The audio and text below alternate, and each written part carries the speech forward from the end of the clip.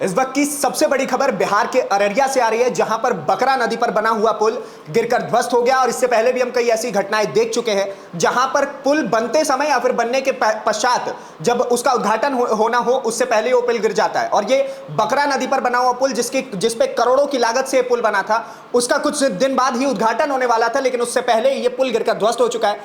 इसके लिए मेरे साथ मेरे सहयोगी भी जुड़े हुए हैं। और मैं आपको बता दूं कि ऐसा नहीं है कि ये पहली बार हो रहा है। इससे पहले पटना में हमने ये स्थिति देखी थी, या फिर इससे पहले बक्सर और कई क्षेत्रों में बिहार में पुल चोरी होने से लेकर के टूटने, गिरने, बिखरने की घटनाएं हम लगातार देखते रहते हैं। हमारे साथ मेरे साथी सहयोगी भी जुड़े हुए हैं। क्या कहेंगे, ये जो अभी आपने अपडेट पढ़ी इसको लेकर के क्या कहना है?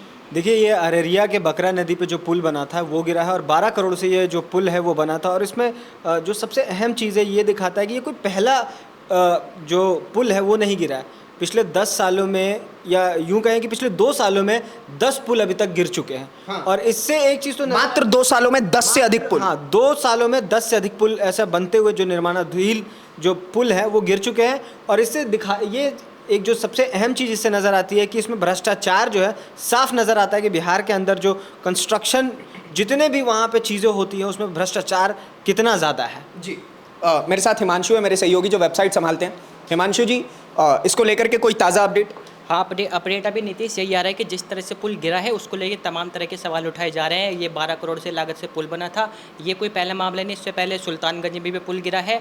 यदि सवाल अब ये उठता है, यदि प्रशासन उससे पहले वाले कुछ से सीख लेता तो शायद आज ऐसा ना होता। इसमें अभी किसी के मरने की कोई खबर नहीं है, अच्छी बात है, कभी कोई हाथ नहीं हुआ है, परंतु लेकिन प्रशासन पे तमाम तरह के सवाल उठ रहे हैं। बाकी अभी देखते हैं, जैसा अपडेट आता है वो देते रहेंगे। जी, इससे पहले भी जो हमने पुल गिरने की अभी आपने घटना बताई, कहाँ की बताई थी? वो सुल्तानगंज में जैसा कि हमने देखा था कि वो पुल भी गिर करके ध्वस्त हो चुका था, जिसको मनीष कश्यप ने जिसको लेकर के 1 साल पहले रिपोर्टिंग की थी।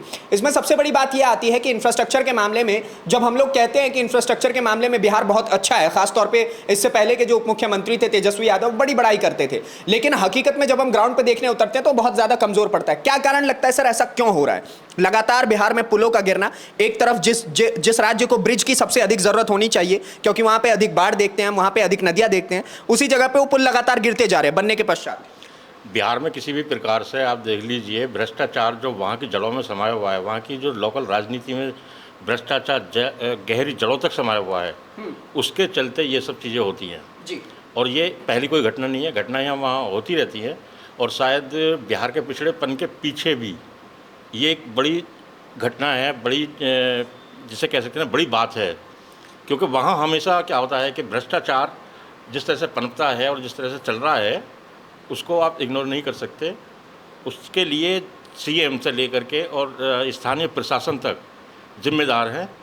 तो इस मामले में भी और पहले मामलों में भी निष्पक्ष जांच और ईमानदारी से जांच होने के बाद में कार्रवाई सुनिश्चित की जाए, ताकि भ्रष्टाचार आगे ना हो और ऐसी घटनाएं दोबारा ना आए। ठीक है, बहुत बहुत धन्यवाद आप सभी लोगों का। लेकिन हमें एक चीज़ पे सबसे ज़्यादा नोटिस करना होगा, इसके पीछे का कारण क्या है जो ये चीज़ें हो रही है। सबसे पहली चीज़ भ्रष्टाचार, दूसरी चीज़ ऐसे ठेकेदारों को चुनना जो लगातार पहले भी जिनके ऊपर ऐसे एफआईआर दर्ज हैं जो बहुत संगीन अपराध होते हैं, लेकिन उसके बावजूद भी उन्हीं ठेकेदारों के हाथ में दोबारा से टेंडर जाना। तीसरी चीज़ प्रशासन पर सवाल उठता है कि वो इन चीज़ों को लगातार चेक क्यों नहीं करता है। चौथी चीज़ गवर्नमेंट के ऊपर सवाल उठता है कि सरकार ऐसे लोगों तक ही क्यों पहुंच पा रही है जो ऐसे पुल बना रहे हैं जिसपे किसी की भी जान को खतरा हो सकता है। मतलब ऐसे इतने कमजोर इंफ्रास्ट्रक्चर के बाद भी आप अगर अपने आप की तारीफ करते हैं तो हमें कहीं ना कहीं अपने ऊपर शर्म आनी चाहिए और केंद्र सरकार को भी इस चीज में दखल अंदाजी करनी चाहिए कि ऐसा क्यों हो रहा है लगातार। जिस राज्य को सबसे अधिक पुल की जरूरत है वहीं पे सबसे ज्यादा पुल बर्बादी होना, ये सारे बहुत बड़े सवाल है। बाकी आपकी इसी की राय क्या है इस चीज को लेकर के, और इस अपडेट को लेकर के हमें कमेंट बॉक्स में जरूर बताइएगा। और ऐसे अपडेटों को देखने के लिए जनहित टाइम्स को सब्सक्राइब करें। धन्यवाद, नमस्कार, जय हिंद।